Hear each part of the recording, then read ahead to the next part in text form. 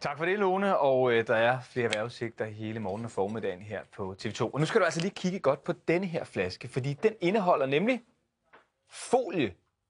Det er plastfolie på spray. Det lyder måske lidt som noget fra Tilbage til fremtiden, men det er det altså ikke. Det har eksisteret ganske længe. Det har været brugt i autoindustrien blandt andet til at lakere biler med. Men nu kan det altså også bruges i møbelindustrien, i vores dagligstuer, til at give vores møbler et helt nyt liv. Og det smarte ved det her folie på spray, det er altså, at det kan pilles af igen, når vi er trætte af farven på f.eks.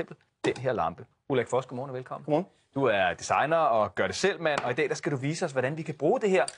Har du i hvert fald døbt det sådan lidt vidunderprodukt, når man skal omdesigne sine møbler og sin brugskunst? Det er et fantastisk produkt, fordi du kan jo bare lege alt, hvad du overhovedet har lyst til med dine ting, og male med alle mulige forskellige farver, og når du er træt af det, så kan du pille det af igen. Altså, jeg havde aldrig hørt om folie på spray før, at jeg sad og læste op på det her i går. Hvad er sprayfolie? Ja, det er et eller andet gummiprodukt, som de har fået ned på dåse. Og så kan du spraye det ud, og du skal give det en 4-5 lag. Og så, når du har oparbejdet sådan en god tykkelse, så kan du pille det af igen, når du engang er træt af det. Hvordan har det været brugt tidligere? Fordi det har ikke været nødvendigvis brugt til at omdekorere en vandhane. Nu er det noget, der hedder dippet, eller plastikdip, som det viser, ikke? Og det er jo sådan et, der har man dyppet ting ned i. Havde man store kar, og så dyppede man maskiner ned i, og så var det sådan beskyttet mod fugt og sådan nogle ting. Og man kender det jo for eksempel fra sådan en polygriptank der, hvor man jo altså håndtager det. Det er simpelthen nogen, der er dyppet ned i det her materiale. Præcis. Og så får man sådan en beskyttende hænde. Nu er det så bare på sprayflaske. Yes. Og der er det selvfølgelig et tyndere lag, end når du dypper det i det. Så det er derfor, man skal give det 4-5 gange, for at det får en tyk coating. Og vi har nogle eksempler her, og vi har også nogle før- og efterbilleder. Kan du ikke lige fortælle, hvad du har gjort på de her forskellige ting her? Altså, nu har jeg en svaghed for messing, så jeg har et hav af sådan nogle messinglamper derhjemme. Som udgangspunkt, så er de jo mega fede i ren messing, som de var før.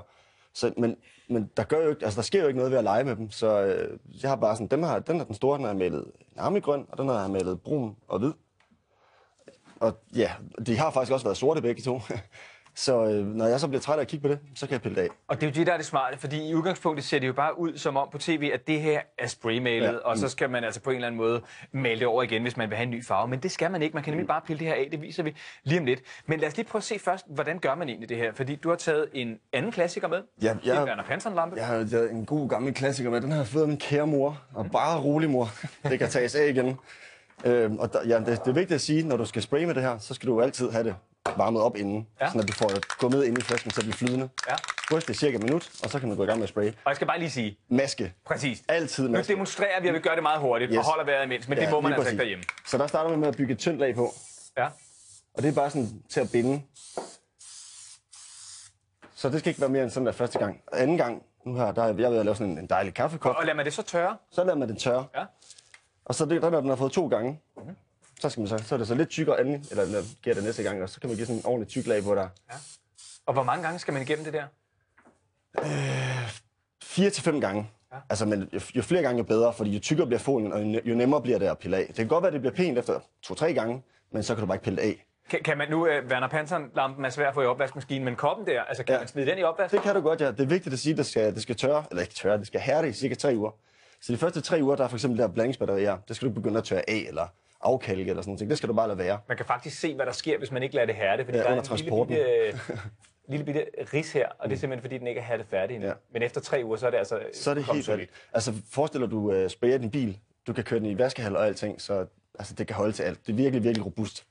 Og Ulla, nu skal vi se så det, der jo er det rigtig smarte ved det. Vi skal nemlig have det pillet af igen, fordi vi er nu blevet trætte af farven på vores margreteskål. Ja. Og der kan man se noget, jeg har lige taget lidt hul på det. Hvis jeg lige holder du kan også godt hive det af, kan du ikke det?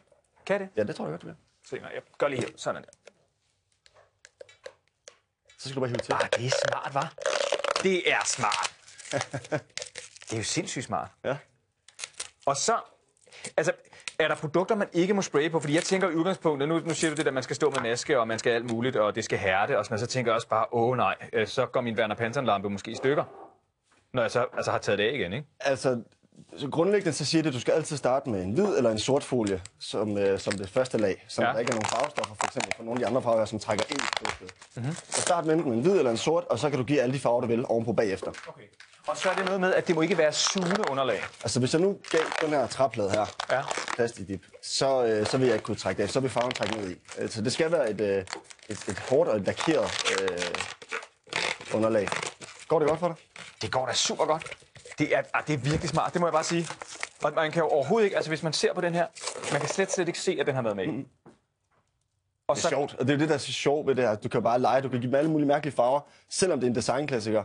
Den der kører med i lyserød, hvis det var, jeg kunne lide lyserød, og så kan jeg pille det af igen. Hvad koster sådan en dåse? 160 kroner for en dåse. Du kan også få sådan noget glossifier, så du kan gøre det blankt, og du kan få mat, og du kan få metallic, og du kan gøre det selvlysende og alting. Så det er jo altså gode tips til, hvordan man lige kan peppe sine møbler og sine skåle op, hvis man skulle lyst til det. Du har den. Tak skal du have. Du kan så male den blå, hvis du skulle lyst til det. Tak. Ulrik, tusind tak for gode tips og inspiration. Tak, fordi du kom.